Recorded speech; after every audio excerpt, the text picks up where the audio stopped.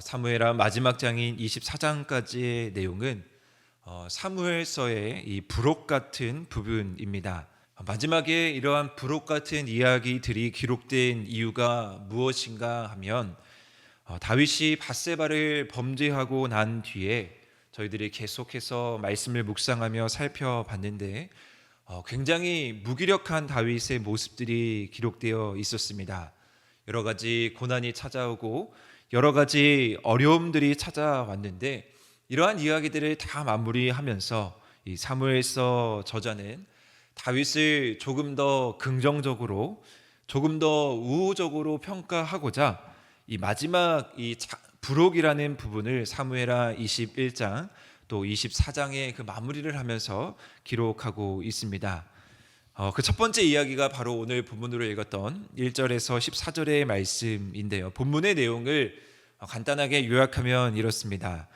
다윗의 시대에 기근이 3년간 있었습니다. 아마 다윗 초기로 보는데요. 다윗은 여호와 앞에 이런 간구를 하나님께 올립니다. 도덕적인 악이 우리 이스라엘 백성들 가운데 있기 때문에 자연재해가 발생했다라고 여긴 것입니다. 이것은 오늘날 우리의 사고와는 맞지 않을 수 있지만 당시 고대의 사고에는 자연스러운 일이었습니다. 어떤 도덕적인 악이 우리 곁에 있기 때문에 우리가 기근을 당하는 것이다. 그래서 이런 문제를 가지고 다윗은 하나님 앞에 간구합니다. 그랬더니 하나님께서 이 기근이 발생한 이유에 대해서 분명하게 말씀을 해주시는데 사울이 기브온 사람을 죽였기 때문에 이 기근이 찾아왔다라는 것입니다. 사울이 기브온 사람을 죽였다라는 것은 어떠한 일이냐? 앞서 여호수아 9장 말씀에 보시면 이 기브온 족속들이 등장합니다. 우리가 여호수아도 이제 내용을 통해서 알고 계실 텐데요. 그들은 이스라엘 백성들이 가나안을 정복하는 과정 가운데 그들이 살아남기 위해서 일부러 거지인 척 낡은 모습으로 여호수아와 이스라엘 백성들을 찾아가 속여서 이스라엘 백성과 조약을 맺은 백성들이 기브온 족속이었습니다. 물론 여호수아는 기브온 족속이 우리를 속였다라는 것을 사흘 만에 알아차려서 그들이 노예 같은 종이 될 것이다 라고 저주를 하지만 한 가지 그들과 맺은 조약이 있었기 때문에 지금까지 단 한 명도 이스라엘 백성들에게 이 기브온 사람은 죽임을 당한 적이 없던 것입니다. 그런데 이전에 사울 왕이 이 평화 조약을 어기고 기브온 족속을 대량 학살하도록 명한 것입니다. 그렇게 이스라엘 백성들에게는 3년의 기근이 찾아왔다라고 평가합니다. 이에 다윗은 이 사실을 알고 나서 이제 기브온 족속들을 찾아가 묻습니다. 3절 말씀에 보시면 내가 너희를 위하여 어떻게 하랴? 그들은 다윗에게 당당하게 또 그들의 요구를 말하고 있습니다. 우리 족속을 대량 학살 명령한 사울의 7 아들을 우리에게 넘겨달라라는 것이죠. 사울의 아들들은 사울의 후손으로서 죄가 있기 때문에 그들을 제물로 바치면 사울이 저지른 도덕적인 죄, 그런 것을 다 씻어내고 기근도 끝날 것이다 라고 생각했기에 다윗은 이러한 기브온 족속의 요구에 응답합니다. 다만 한 가지 주목해 볼 것은요, 7절 말씀에 보시면 다윗은 사울의 아들 요나단 사이에 맹세한 것이 있기 때문에 무비보셋은 아꼈다라고 기록합니다. 사무엘서를 다 마무리하면서요, 사울과 다윗의 모습을 대조하면서 한 가지 강조하고자 하는 모습이 바로 첫 번째 이 부분에 있습니다. 언약의 신실성 문제를 과연 기억하고 있느냐라는 것이죠.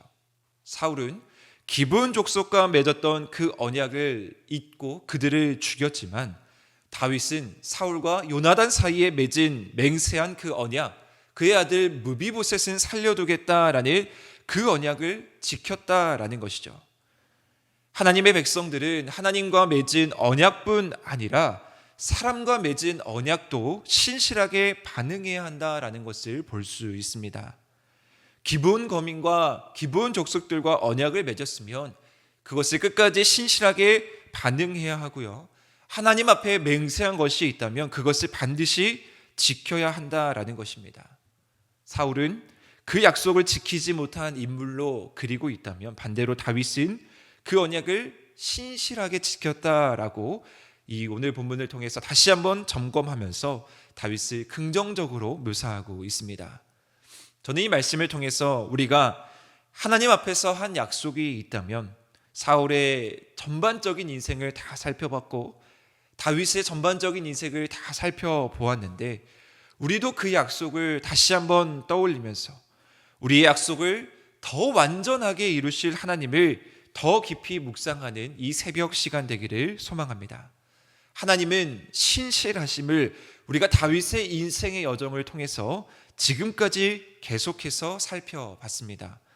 우리가 그것을 어기고 우리가 그것을 떠난다면 반드시 그것에 대한 대가를 치르게 해주시는 분이 우리 하나님이시다라는 것을 또 우리는 살펴봤고요. 반대로 우리가 그 약속 가운데 분명하게 굳건히 서 있다면 우리는 하나님의 놀라운 뜻, 놀라운 축복을 우리 안에서 행하시는 것을 볼 수 있었습니다. 이러한 하나님의 신실함, 하나님의 언약의 모습 뒤에 다윗은 그 일을 이제 실행하게 되는데, 이러한 상황 가운데에서 오늘도 우리가 깊이 묵상해 볼 한 여인이 등장합니다.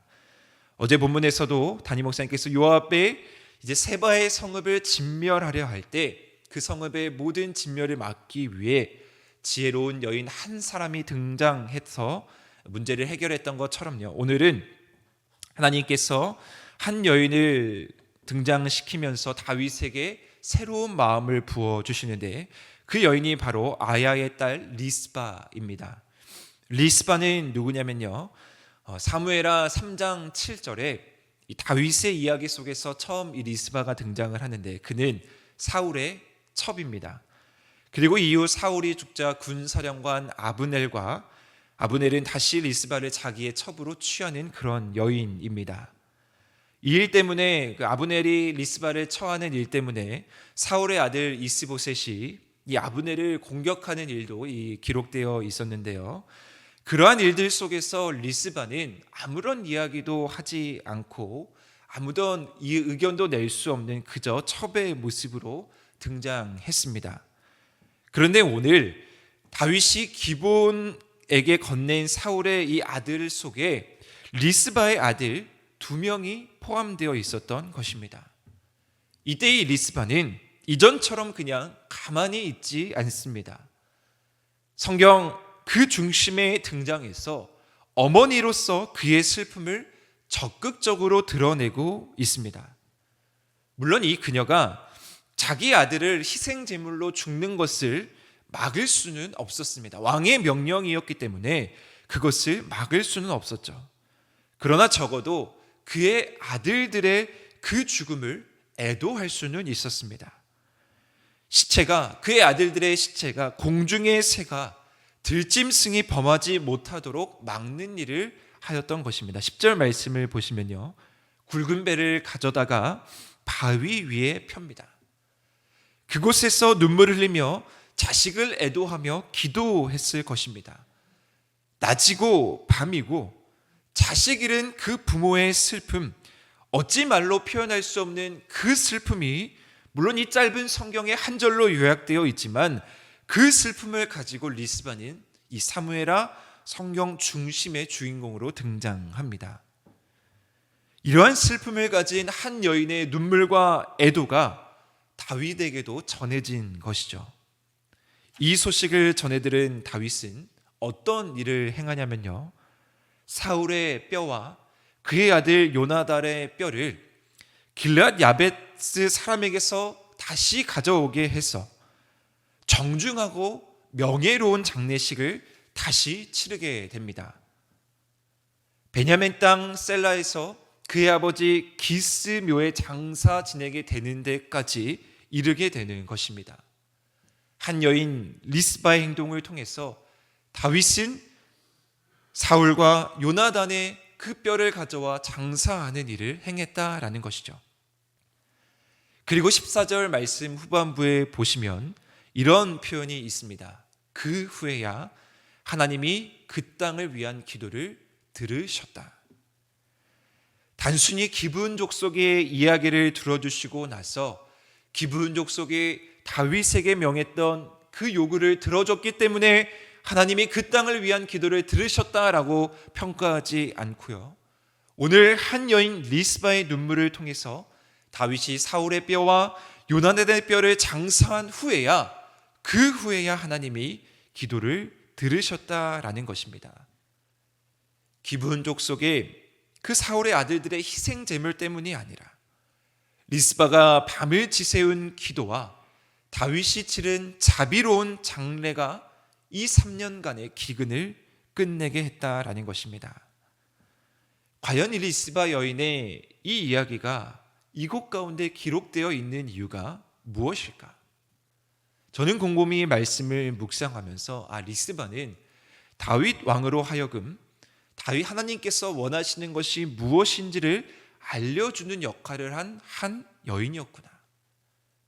무자비한 희생적인 제물 피가 아니라 하나님께서 원하시는 것은 자비로운 마음이었구나.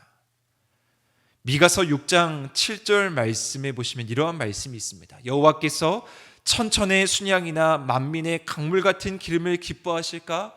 내 허물을 위하여 내 맏아들을, 내 영혼의 죄를 말미암아 내 몸의 열매를 드릴까? 사람아, 주께서 선한 것이 무엇임을 내게 보이셨나니 여호와께서 내게 구하시는 것은 오직 정의를 행하고 인자를 행하며 겸손하게 내 하나님과 함께 행하는 것이 아니냐. 하나님이 다윗에게, 하나님이 우리에게 원하시는 것이 무엇인지를 깨닫는 삶, 우리가 자비를 행하고 정의를 행하고 인자를 사랑하고 겸손하게 하나님과 함께 하는 삶. 사실 저는 오늘 이 본문 말씀을 묵상하면서 몇 가지 의문이 들었습니다. 다윗은 하나님께 기근에 대해서 기도하고 왜 그 해결 방법을 하나님께 묻지 않고 기브온 사람에게 물었을까? 하나님께 기근에 대해서 기도했다면 이 기근에 대한 해결 방법도 하나님께 물어야 되는 것 아닌가? 그리고 어떻게 기브온 사람의 말을 듣고 다윗은 그대로 실행했을까? 그들의 말이 무엇이라고 그들의 말을 왕이 듣고 실행했을까? 그리고 사울의 자식들을 죽이면 다윗은 어쩌면 많은 백성들로 하여금 자신의 반대 세력을 죽이는 명분이라고 오해받을 수 있는 행동이 되지 않았을까? 여러 가지 의문이 들었지만 그래도 분명하게 모아지는 결론은 한 가지였습니다. 결국 하나님이 하신다. 지금까지 다윗의 인생을 살펴보면요, 하나님의 섭리로 하나님께서 운행하셨고 언약을 신실하게 하나님의 뜻대로 이루셨던 분이 바로 하나님이셨습니다. 하나님이 다윗에게 원하시는 것은 무엇이었냐면 순간순간 깨닫는 하나님, 순간순간 하나님이 원하시는 것을 잊지 않고 행하시는 모습, 그것이 다윗에게 또 우리에게 원하시는 하나님의 모습이라는 것입니다. 사랑하는 하누리 성도 여러분, 바라기는 오늘 우리 삶 가운데에서 우리가 하나님과 아름다운 동행이 우리 삶 가운데 이루어지기를 소망합니다. 깨닫는 은혜, 순간순간 우리에게 말씀해 주시는 하나님의 음성을 하나도 허투루 여기지 않고 깨닫고 순종할 수 있는 은혜가 우리 가운데 있고, 또한 우리가 하나님과 언약을 맺은 것이 있다면 다시 한번 그것을 가지고 오늘 하나님께 기도하며 그 언약을 깨닫는 은혜가 우리 가운데 넘쳐나기를 주님의 이름으로 간절히 축원드립니다.